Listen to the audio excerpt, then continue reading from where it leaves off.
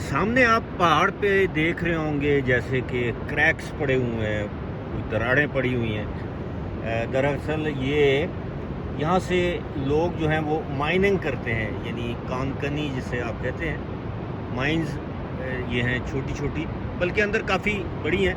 यहाँ से GeM stones यानी जो कीमती पत्थर निकाले जाते हैं मुख्तलिफ़ किस्म के। अभी हम ये नहीं बता सकते कि किस किस्म के पत्थर हैं, लेकिन ये माइंस जो हैं ये अब खुद सोचिए कि ये लोग यहाँ पर चढ़ते कैसे होंगे, यहाँ तक जाते कैसे होंगे।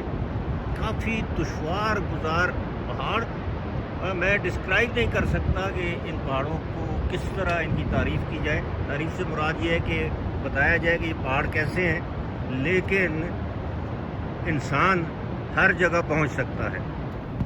ये अगर सामने आपको नज़र आए, ये पत्थर के बने हुए घर हैं, थोड़े करीब हो के शायद ज़्यादा विजिबल हों।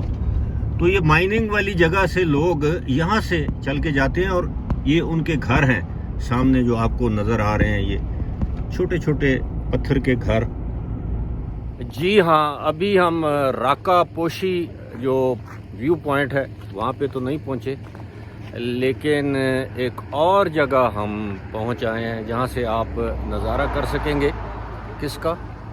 द किलर माउंटेन, नांगा पर्वत।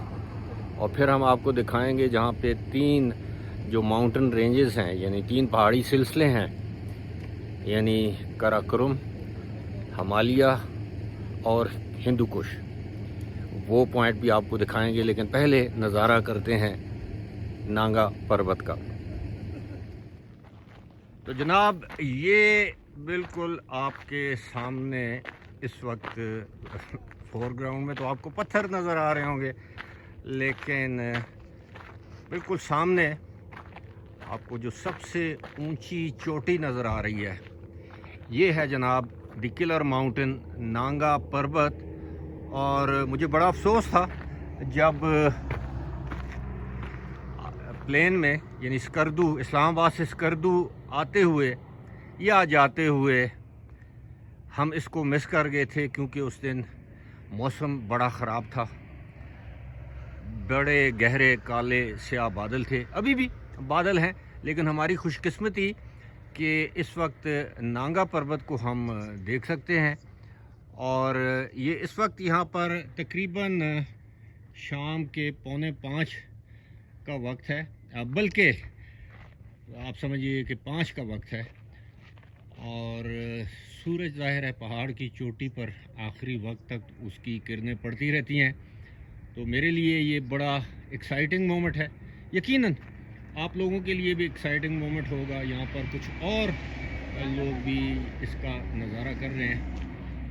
आम तौर पर ये जो बर्फ़ पोश चोटियाँ हैं हमारी, ये बर्फ़ से ढकी रहती हैं और अक्सर बादलों के घेरे में भी रहती हैं, और बहुत कम ऐसा होता है कि आप इनका नज़ारा कर सकें। काश हम इनके करीब जाकर नांगा पर्वत का नज़ारा कर सकते, लेकिन करीब तो हम जहाज़ में जिस वक्त आ रहे थे उसी वक्त इसका करीब से नज़ारा कर सकते थे, जो हमारी किस्मत में नहीं था।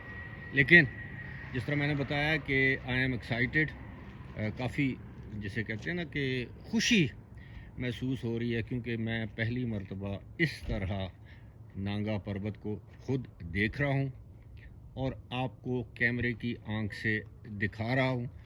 और ये कोई कैंप यहाँ पर आपको नज़र आ रहा होगा। यहाँ पर हैवी मशीनरी है, और शायद ये जब मशीनरी इस्तेमाल होती होगी, जब सड़कें ब्लॉक हो जाती हैं लैंडस्लाइडिंग के बायस, तो ये एक सिर्फ यही नहीं, ये देखें पहाड़ पर एक जानब यानी आधे पहाड़ पर साया और दरमियान में एक लाइन है सूरज की किरणों की पीली सी पट्टी बना रही है।